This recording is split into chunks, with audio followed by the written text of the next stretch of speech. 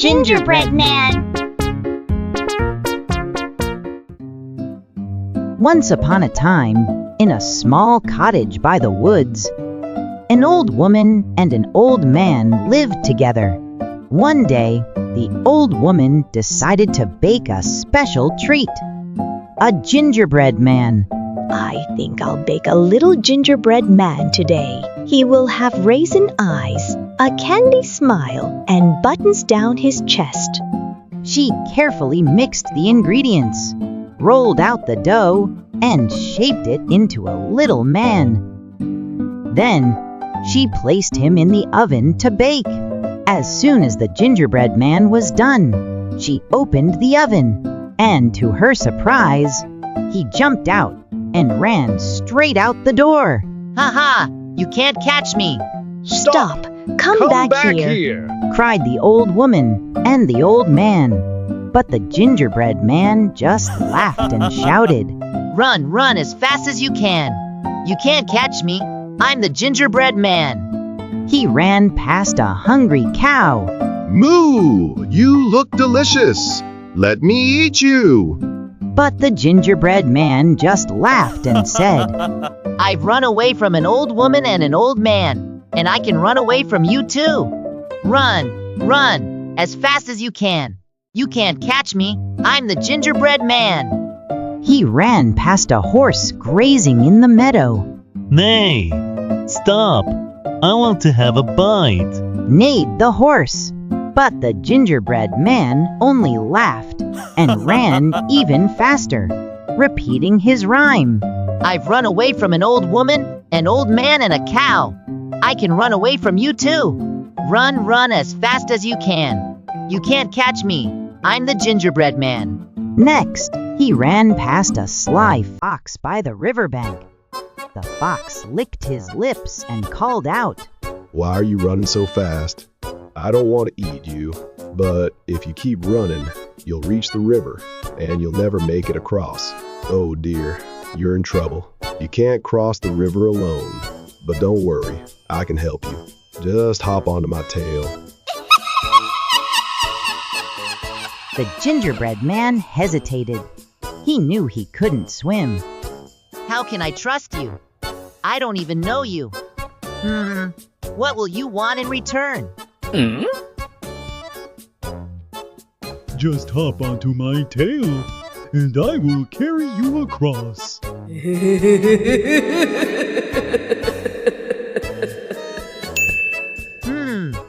All right, but no tricks. The gingerbread man carefully stepped onto the fox's tail, and the fox waded into the river. But soon, the fox said, The water is rising. Jump onto my back. The gingerbread man climbed onto the fox's back. But as they went even further, the fox said, Oh no, it's getting even deeper. Climb onto my nose. As soon as the gingerbread man stepped onto the fox's nose, snap! The fox tossed him into the air and gobbled him up in one bite. And that, my friends, was the end of the gingerbread man. But don't worry if you ever bake one yourself. Keep an eye on him, because you never know when he might run away. Did you enjoy the adventure of the gingerbread man? What would you have done differently if you were him? Don't forget to like and subscribe for more fun stories.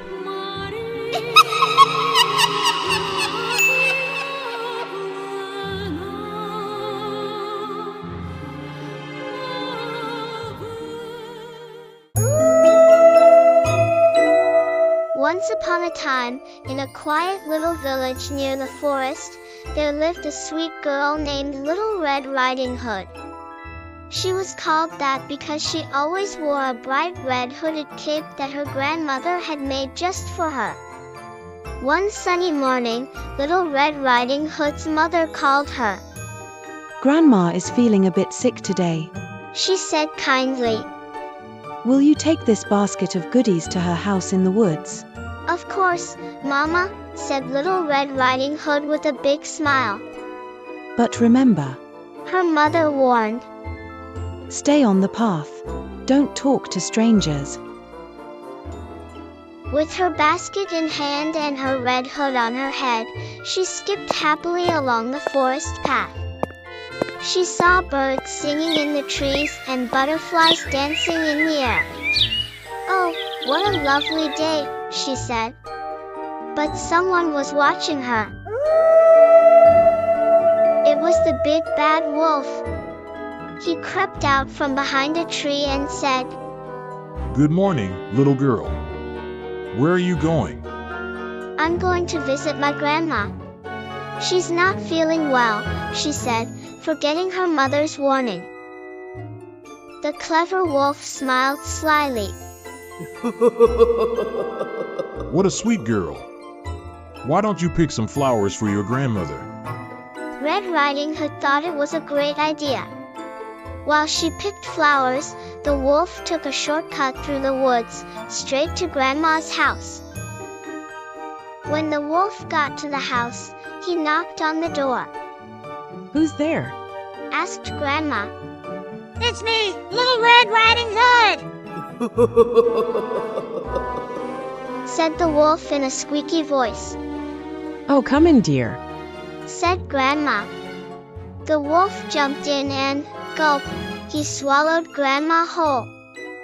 Then he put on her nightcap, glasses, and tucked himself in bed, waiting for Red.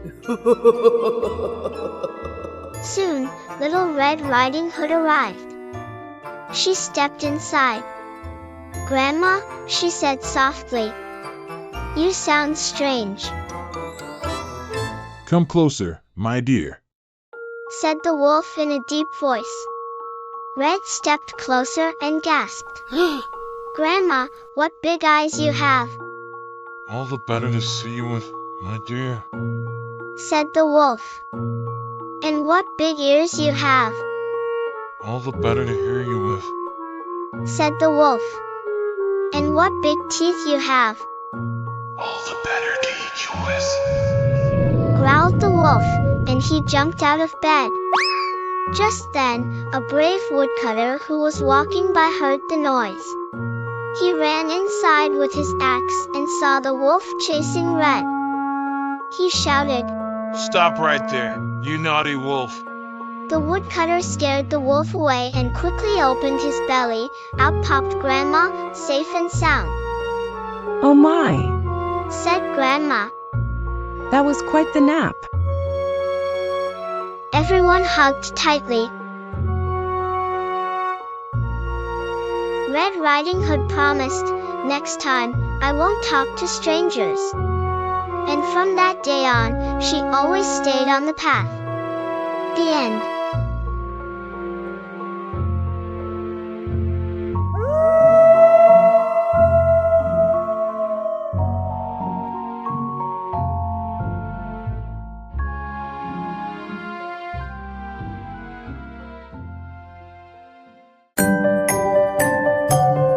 Once upon a time in a beautiful village there lived a humble mother and her son, Jack.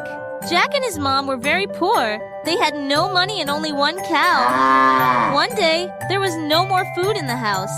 Jack's mom said, "Jack, take our cow to the market. Sell her for money so we can eat." Jack said, "Yes, Mama," and walked the cow down the road. On the way, Jack met a funny-looking man. The man smiled and asked, "Going somewhere, young man?" "Yes. My mother sent me to the market to sell our cow. She no longer gives us milk." "You know, my boy, the market is very far, and I'm afraid you won't get that much for that cow. You know what? I will trade you these magic beans for your cow instead." "Magic beans?" "Yes, plant them and you'll see something amazing," said the man. Jack thought it sounded fun, so he gave the man the cow and took the beans. When Jack got home, he showed the beans to his mom, but Mama wasn't happy. "Oh, Jack, we needed food, not silly beans." She threw the beans out the window and sent Jack to bed. But that night, something magical happened. By morning, a huge beanstalk had grown right outside their window. It went all the way up into the sky. Jack was curious. He wondered how this could have happened. He began to climb. Up, up, up he went. At the top, he found a big, big house. A kind giant lady opened the door. Hello, anyone there? Down here, Jack replied. Oh, hello there. Come in, little boy. I haven't had visitors for a long while. You look hungry. I haven't had any breakfast, Jack nodded and replied. But you must hurry before my husband finds you here, or you'll be his breakfast. She gave him some bread and milk. Suddenly, the house shook. Oh, no! Hide in the cupboard! My husband is home! The giant lady said. Jack hid quickly and kept quiet. A huge giant walked in and said, Fee-fi-fo-fum! I smell the blood of an Englishman. Don't be silly, said his wife. Sit down and eat. So the giant ate a big meal. Then he said, Bring me my hen that lays golden eggs. The lady brought out a small hen. And the hen laid a shiny gold egg. When the giant fell asleep, the hen turned to Jack and whispered, Please take me with you. I want to go. Jack picked up the hen and ran. Down the beanstalk he went, fast, fast, fast. At the bottom, Jack showed his mom the talking hen. I lay golden eggs, said the hen. Jack's mom was amazed and very happy. The next day, Jack heard sweet music from high in the sky. It was coming from the beanstalk. Jack was curious again, so he climbed up, up, up once more. At the top, he knocked on the giant lady's door. She opened it, but didn't smile this time. Last time you came, my hen went missing. Jack looked sorry. I just want to hear the music, he said. The giant lady sighed and let him in. Boom! Boom! Boom! The giant came home again. Oh no! Hide in the cupboard. My husband is home, the giant lady said. Jack hid quickly and kept quiet. Fee-fi-fo-fum! I smell the blood of an Englishman. Eat your food, said his wife. After eating, the giant said, Bring me my golden harp. The lady brought a shiny harp. It began to sing sweet, soft music. Jack listened, eyes wide. When the giant fell asleep, the harp spoke. Please, Jack, take me with you. I want to be free. Help me. Jack couldn't say no to the poor harp. He picked him up and ran. Stop, thief! He roared and chased after Jack. Jack climbed down the beanstalk as fast as he could. Mom, quick! Bring me an axe! Jack's mom ran out with an axe. Jack chopped and chopped. Crash! The beanstalk fell, and so the giant stopped chasing after them. He was never heard from or seen anymore. You saved me, Jack! How will I ever repay you? Asked the harp. You can come and live with us, and I won't ever force you to sing or play songs if you don't want to. Jack, his mom, the golden hen, and the singing harp were safe. They were never poor or hungry again, and they all lived happily ever after. The end.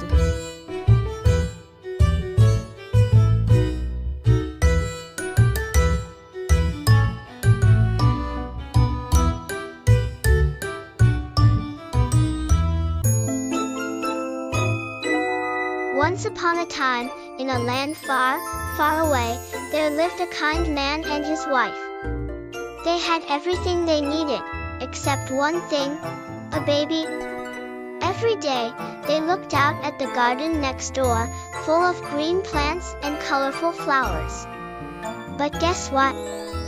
That garden belonged to a witch. She was known for her magical potions. She lived alone and used her spells to turn forest herbs into sparkling gold. People whispered that she could grow diamonds from dandelions. But over time, her heart grew cold and lonely. She built a huge wall around her garden and kept her magic all to herself, afraid the world would steal it. One day, the wife saw a beautiful green plant called Rapunzel growing in the witch's garden. Oh, I I wish I could taste that. Her husband, wanting to make her happy, quietly climbed the garden wall to pick some. But oh, the witch caught him. How dare you steal from my garden? The witch cried. I'm sorry. The man begged. It's for my wife. She's going to have a baby. The witch's eyes narrowed. Fine, She said. but when the baby is born, you must give her to me. The man had no choice. He agreed. Soon, a beautiful baby girl was born. The witch came and took her away. She named the baby Rapunzel, after the plant her mother had wanted. The witch raised Rapunzel in a hidden tower deep in the forest. Little Rapunzel even thought the witch was her mother. The tower had no doors at all, only one high window. Rapunzel spent her days high in the tower, with nothing but the birds and clouds to keep her company. She would sit by the window for hours, brushing her long, golden hair and dreaming of the world beyond the trees. "What's it like out there?" she'd whisper. But every time she asked, the witch would scowl and say, "Outside is full of dangers. Wild beasts, thieves, people who want to take your magic."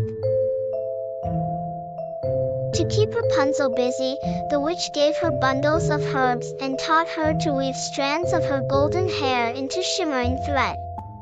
When mixed with the right potions, those threads could turn into tiny flakes of gold, magic gold. Though Rapunzel felt special, her heart still longed for something more: freedom, friendship, and the truth. As Rapunzel grew up, her golden hair grew longer and longer, so long that it reached the ground. Every day, the witch would come and shout, Rapunzel, Rapunzel, let down your hair. Rapunzel would lower her hair, and the witch would climb up like a rope. One day, a young prince was riding through the forest. He heard Rapunzel singing from the tower window. Who's singing up there? He wondered. He hid behind the trees and saw the witch call, Rapunzel, Rapunzel, let down your hair. To his surprise, golden hair dropped from the tower and the witch climbed up. I must come back tomorrow. The prince whispered. The next night, the prince stood at the base of the tower and said, Rapunzel, Rapunzel, let down your hair. To his delight, the golden hair came down. He climbed up and met Rapunzel. At first, Rapunzel was surprised. But the prince was kind and gentle. They talked and laughed, and soon, they became very good friends. The prince visited her secretly every day. But one day, the witch found out. She was furious. You'll never see that prince again, she shouted. With a wave of her hand, she cut off Rapunzel's long hair and sent her far away to a lonely place. When the prince came the next day and called, Rapunzel, Rapunzel, let down your hair. The witch dropped the cut hair from the window. When the prince climbed up, he found the witch instead. The witch cast a spell, and the prince tumbled down from the tower into the forest. He was safe, but he couldn't see. He was blinded by the fall. He wandered through the forest, calling out, Rapunzel! Rapunzel! Far away, Rapunzel heard a familiar voice. Prince? She cried. She ran to him with tears of joy. Her tears fell onto his eyes, and something magical happened. He could see again. The prince took Rapunzel back to his castle. They were safe, happy, and never had to see the wicked witch again. The news spread all over the town. When Rapunzel's parents heard about Rapunzel, they went out to look for her at the castle. They saw their daughter with the prince and introduced themselves. They told her everything and explained why she ended up living with the witch. They were sorry and asked for her forgiveness. Rapunzel was so happy to see her parents and forgave them. They were glad to see their daughter once again, all grown up and beautiful. They lived happily ever after, with songs, sunshine, and lots of love. The end.